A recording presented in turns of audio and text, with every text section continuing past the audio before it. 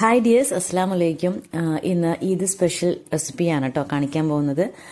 ഈ ഒരു അറ്റ് ടൈമിൽ കൂടുതൽ അവൈലബിൾ ആയിട്ടുള്ളത് മാംഗോ ആയതുകൊണ്ട് നമ്മൾ മാംഗോ വെച്ചിട്ടുള്ള 2 പുഡിംഗ് ആണ് കാണിക്കാൻ പോകുന്നത്. ഈസി റെസിപ്പിയാണ് കേട്ടോ. നോ ബേക്കിംഗ് ആണ്.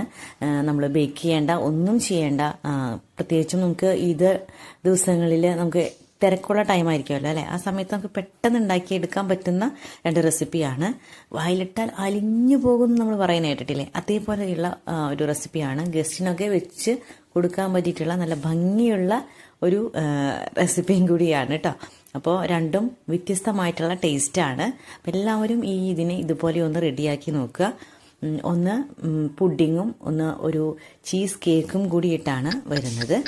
അപ്പോൾ നമുക്ക് റെസിപ്പിയിലേക്ക് കടക്കാം. ആദ്യം നമുക്ക് മാംഗോനെ ഒന്ന് നന്നായിട്ടൊന്ന് പൾപ്പാക്കി എടുക്കണം. അതിനായിട്ട് നമ്മൾ ചെറുതാക്കിയിട്ട് കട്ടാക്കി എടുക്കുന്നുണ്ട്. നല്ല പഴുത്ത മാംഗോ വേണം എടുക്കാനായിട്ട്.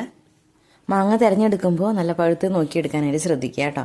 അപ്പോൾ ആദ്യം തന്നെ നമുക്ക് കുറച്ച് പ്യൂരി